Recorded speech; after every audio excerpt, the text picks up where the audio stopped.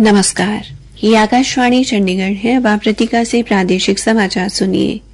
प्रधानमंत्री नरेंद्र मोदी हरियाणा विधानसभा चुनाव के दौरान इस महीने की 26 तारीख को मेरा बूथ सबसे मजबूत कार्यक्रम के तहत भारतीय जनता पार्टी के कार्यकर्ताओं, स्वयं सेवकों और समर्थकों के साथ बातचीत करेंगे। वो दोपहर करीब 12:30 पर नमो ऐप के जरिए उनसे बातचीत करेंगे। श्री मोदी ने उनसे अपने प्रश्न और सुझाव भेजने का भी आग्रह किया है। केंद्रीय वाणिज्य एवं उद्योग मंत्रालय ने राष्ट्रीय जनतांत्रिक गठबंधन सरकार के तीसरे कार्यकाल के पहले 100 दिनों के दौरान निर्यातकों को सशक्त बनाने, प्रक्रियाओं को सुव्यवस्थित करने और नवीन समाधानों के माध्यम से आर्थिक विकास को बढ़ावा देने पर ध्यान केंद्रित किया है। मंत्रालय ने कहा है कि इस अवधि के दौरान निर्यात को बढ़ावा देने और प्रक्रियाओं को सुव्यवस्थित करने के लिए कई पहल की गई। मंत्रालय ने कहा कि निर्यात को बढ़ावा देने के लिए सरकार ने सूक्ष्म, लघु एवं मध्यम उद्यम निर्यातकों के लिए बढ़ा हुआ बीमा कवर पेश किया, जिससे कम लागत पर 20,000 करोड़ रुपए का ऋण उपलब्ध होने की संभावना है। ये पहल भारतीय निर्यात को और अधिक प्रतिस्पर्धी बनाएगी, जिससे लगभग 10,000 निर्यातकों को फायदा होगा।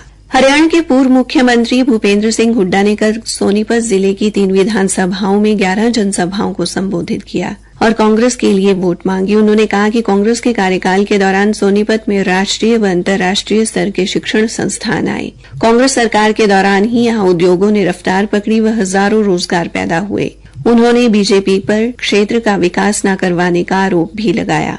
श्री हुड्डा ने लोगों से खरखौदा में कांग्रेस प्रत्याशी जयवीर वाल्मीकि, गोहाना में जगबीर सिंह मलिक और बरौदा में इंदुराज नरवाल के पक्ष में वोट देने की अपील की। इस दौरान बीजेपी के प्रदेश सचिव उमेश शर्मा, संदीप मलिक, प्रदीप मलिक, सतबीर दीपक, हरिप्रकाश अंकित और नरेंद्र समेत कई नेता अपने सैकड़ों समर्थकों के साथ कांग्रेस में शामिल हो गए। हरियाणा के मुख्य निर्वाचन अधिकारी पंकज अग्रवाल ने कहा है कि इस बार हरियाणा विधानसभा के आम चुनाव में पिछले चुनाव की तुलना में मतदान प्रतिशत बढ़ाने के लिए कई कदम उठाए गए हैं। स्वीप गतिविधियां तेज की गई हैं और युवाओं को विभिन्न प्रतियोगिताओं के माध्यम से वोट डालने के लिए जागरूक किया जा रहा है। मुख्य निर्वाचन अधिकारी ने कहा कि हरियाणा का मतदाता राजनीतिक रूप से जागरूक है। उन्होंने कहा कि लोकसभा व विधानसभा के चुनाव में अन्य राज्यों की तुलना में यहां मतदान प्रतिशत सदैव अधिक रहा है।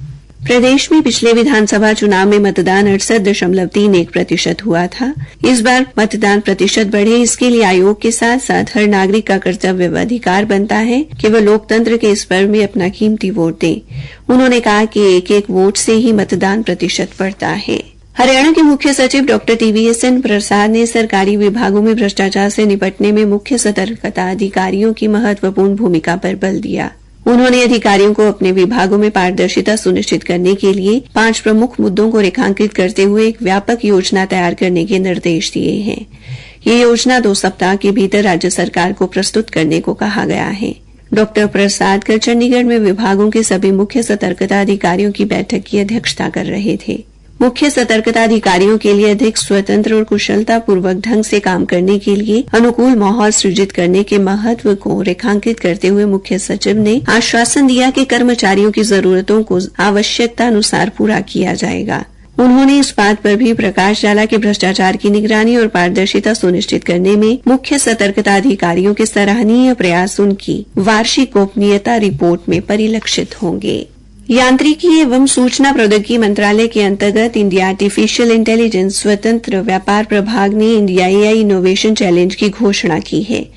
मंत्रालय ने कहा है कि इनोवेशन चैलेंज भारतीय नवप्रवर्तकों, स्टार्टअप, विद्यार्थियों और शैक्षिक अनुसंधान व विकास संगठनों के लिए खुला है। इस प्रतियोगिता के लिए 30 सितंबर तक आवेदन जमा किए जा सकते हैं। मंत्रालय ने कहा कि विजेताओं को 1 करोड़ रुपए का पुरस्कार दिया जाएगा और उन्हें राष्ट्रीय स्तर पर अपना समाधान प्रदर्शित करने का अवसर भी मिलेगा। आवेदक 30 सितंबर तक आधिकारिक वेबसाइट पर आवेदन कर सकते हैं। इसी के साथ ये समाचार बुलेटिन समाप्त हुआ।